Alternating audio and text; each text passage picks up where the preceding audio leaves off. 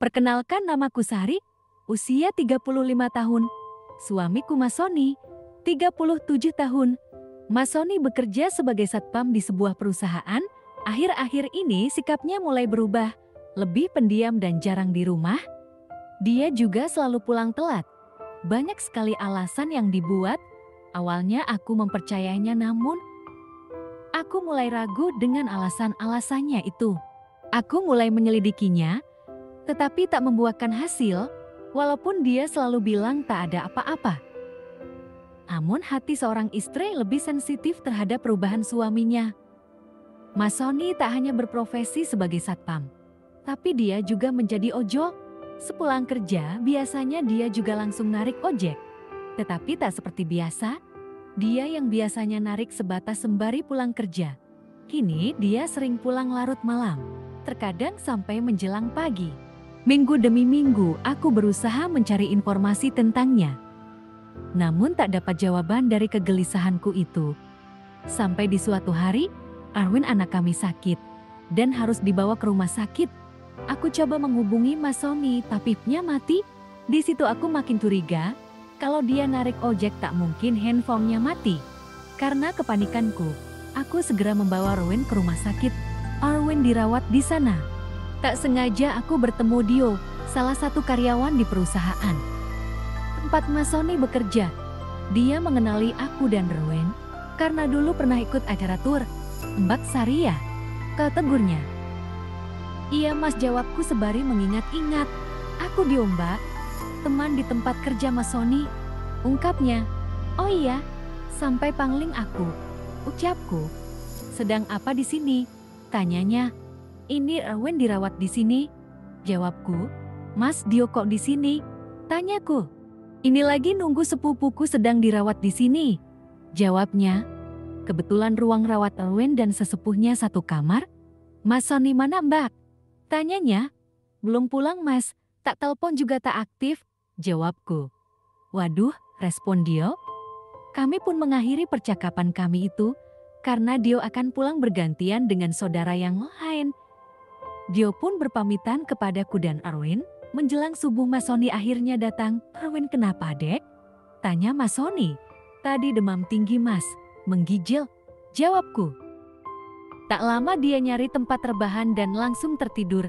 Melihat itu aku hanya bisa menahan sabar. Paginya dia bangun, tak lama dia pergi bekerja. Kalau ada apa-apa langsung kabarin ya, ungkapnya.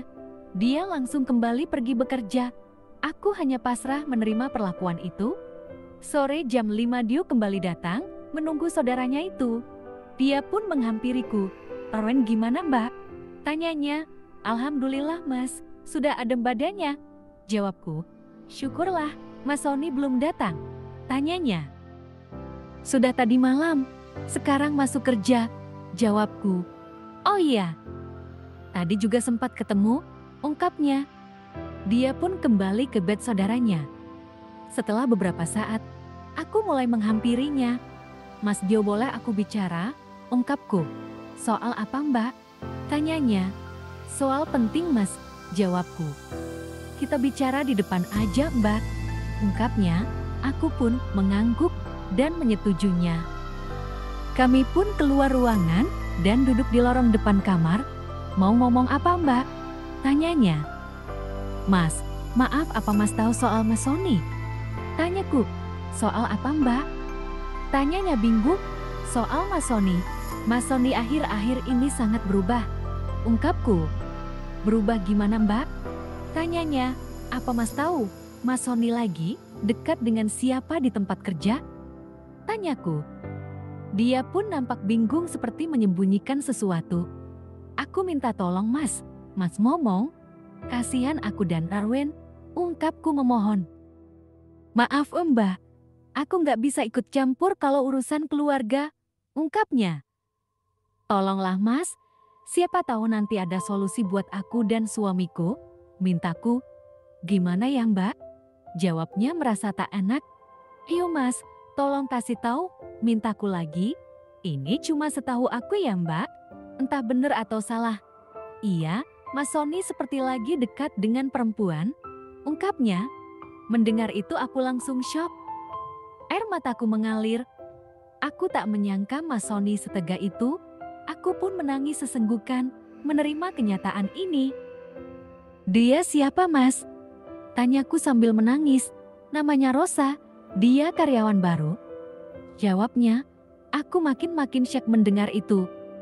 Tapi Mbak, sekali lagi, ini menurutku tidak sepenuhnya salah Mas Sony. Menurut beberapa orang, seperti Mas Sony dipelet Mbak, ungkapnya. Maksudnya gimana ya Mas? Tanyaku penasaran. Iya, dulu awal Rosa masuk, Mas Sony sering meledeknya. Dia adalah janda. Entah kenapa Mas Sony kok sepertinya lain, ungkapnya. Mas Sony begitu nurut semua kata Rosa. Kayak kerbau dicocok hidupnya, ungkap Dio lagi. Terus gimana Mas? Tanyaku yang mulai bingung. Ya begitulah Mbak, aku juga nggak tahu. Jawabnya. Tapi kalau Mbak marahin atau tegur Mas Sony juga percuma gak? Bakal mempan. Yang ada rumah tangga Mbak hancur, ungkapnya. Aku pun menangis, kebingungan mendengar cerita Dio itu. Gini aja Mbak sabar dulu. Nanti aku bantu sebisaku. Aku punya kenalan orang pinter, tapi aku nggak tahu berhasil atau tidaknya. Kalau mau nanti aku antar. Beneran Mas mau bantu aku? Tanyaku. Iya nanti aku bantu, tapi Mbak sabar dulu. Anggap Mbak nggak tahu apa-apa dulu, ungkapnya. Iya Mas, terima kasih ya Mas. Iya sama-sama, jawabnya. Dio pun memberikan nomornya. Dia bilang nanti kalau Erwin sudah sehat aku hubungi dia lagi. Tak lama Dio pun pulang, saudaranya sudah datang. Malam itu Mas Sony tak datang ke rumah sakit. Aku hanya bisa sabar. Singkat cerita kami pulang dari rumah sakit. Erwin sudah sehat kembali, aku menghubungi Dio. Kita janjian minggu ini akan pergi ke rumah dukun kenalan Dio. Hari Minggu pun tiba, aku janjian dengan Dio. Dio menghantarkanku ke rumah dukun itu. Namanya Mbah Jarwo, aku dan Dio masuk ke rumahnya. Aku menjelaskan semuanya. Seperti biasanya dukun, Mbah Jarwo komat kamit baca mantra. Ini berat, ungkap Mbah Jarwo. Kenapa Mbah, tanyaku. Ini berat kalau disingkirkan, ilmu dia menyatu di badannya. Kalau mau menyingkirkan sama orangnya. Dan aku gak mau kalau harus seperti itu. Seumpama aku paksakan. Takut kena kamu atau anakmu. Dan itu sangat bahaya, ungkap Mbah Darmo. Terus apa ada jalan lain Mbah? Tanyaku. Aku akan kasih kamu susu, jawabnya. Nantinya, suami kamu akan terpikat lagi denganmu. Sementara aku pasang yang biasa dulu, syukur-syukur bisa manjur, ungkap Mbah Jarwo. Emang ada yang paten Mbah? Tanyaku. Ada tapi syarat dan resikonya berat. Ini saja dulu, ujar Mbah Jarwo. Baik Mbah, saya ikut saja. Dia pun memasangkannya. Nanti jika suamimu pulang, dan dia minta, langsung kasih dengan semaksimal mungkin, buat dia jatuh hati padamu. Ucapnya, setelah selesai aku dan Dio pun pulang. Dio yang memberi amplop ke Mbah Jarwo. Di jalan pun aku memberikan uang ke Dio untuk mengganti uangnya tadi. Tapi Dio menolak, dia bilang dia niat menolongku. Dia ingin menolong semuanya. Aku pun berterima kasih kepadanya. Kami pun melanjutkan perjalanan. Perjalanan memang cukup jauh, melewati hutan dan kebun. Sampailah di tempat pertama Dio menjemputku. Dia tak ingin menghantarkanku pulang. Takut jeti, masalah. Aku pun kembali berterima kasih kepada Dio. Dio adalah orang yang baik, meskipun masih muda tapi dia sangat dewasa. Sampai aku di rumah, seperti biasa Mas Sony pulang larut lagi. Aku berdandan maksimal kali ini. Sambil menunggunya, seperti kata Mbah Jarwo, Mas Sony terpikat denganku.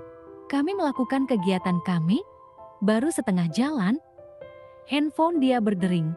Dia tak menyelesaikannya, langsung pergi setelah mengangkat telepon. Aku pun sangat kesal dengannya. Kondisi seperti ini, aku sudah di tengah-tengah. Aku sangat kesal hari itu. Waktu berjalan Mas Sony kembali seperti biasa, pulang larut, tak memperdulikanku. Aku pun kembali menelpon Dio. meminta tolong sekali lagi untuk ke Mbah Jarwo lagi. Dio pun mau menolongku. Hari Minggu tiba aku dan Dio berangkat kembali ke rumah Jarwo. Dia pun menanyakan hasilnya. Aku pun menceritakan ke Mbah Jarwo kondisi saat itu. Dan aku meminta tolong kembali. Mbah Jarwo bilang syarat dan resikonya berat karena harus dipasang dari ujung rambut sampai ujung kaki. Aku pun menyetujuinya. Apapun syarat dan resikonya aku terima. Dio pun disuruh menunggu di luar oleh Mbah Jarwo karena mau dipasang full. Dio pun keluar menuruti arahan Mbah Jarwo. Mbah Jarwo pun melakukan tugasnya. Dia berpesan apapun yang terjadi ikutin aja. Jangan sesekali dilawan, sangat bahaya. Ini pikatnya tinggi bisa beresiko begitu ke kita, ucap Mbah Jarwo. Aku pun menerima semua persyaratan itu. Dia pun memasang semuanya. Benar saja, baru saja dia pasang langsung terasa manfaatnya. Dia tak bisa mengontrolnya. Mbah Jarwo terbawa arus, aku pun mengikutinya. Aku yang sudah lama tak begitu sangat senang kembali dapat itu. Akhirnya semua selesai. Mbah Jarwo mengajarkan aku cara menggunakannya dengan membaca mantra yang dia ajarkan. Setelah selesai, Mbah Jarwo menghantarkanku keluar menemui Dio. Kami pun berpamitan. Saat Dio akan membayar, Mbah Jarwo tidak menerimanya. Nanti saja kalau sudah berhasil, baru bayar. Kami pun pulang. Dia jalan, aku membaca mantra Mbah Jarwo. Aku ingin memberikan Dio hadiah karena kebaikannya. Dio pun menghentikan motornya di tepi hutan. Aku pun memberikan hadiah kepadanya. Dio pun menerimanya dengan senang. Cukup lama kami berhenti di situ. Dio yang masih muda, begitu juas. 2 jam lebih kami berhenti di tepi itu. Setelah itu kami melanjutkan perjalanan dengan kondisi sangat bahagia. Saat sampai rumah, aku selalu teringat Dio. Sepertinya aku mulai menyukainya. Bahkan saat Mas Sony pulang, aku tak membaca apapun, aku tinggal tidur. Bahkan terbawa mimpi senyum manis Dio. 3 hari sesudahnya Dio menghubungiku. Bagaimana hasilnya? Aku bilang ke dia bahwa aku tak menggunakannya. Dio pun kaget mendengar penuturanku itu. Kenapa Mbak kok gak digunakan? Tanyanya. Gak Mas, aku gak pengen. Jawabku. Loh kok gitu? Kemarin begitu pengen ke sana. Tanyanya. Gak Mas, aku maunya sama Mas Dio. Yang lain aku endak mau. Jawabku. Nanti pulang kerja aku tunggu di tempat biasa ya Mas Dio, ungkapku. Dio pun sangat senang. Kita pun bertemu di tempat biasa dan Dio mengajakku ke rumahnya. Dan ya begitulah. Sampai saat ini masih berlanjut. Sekian cerita ini.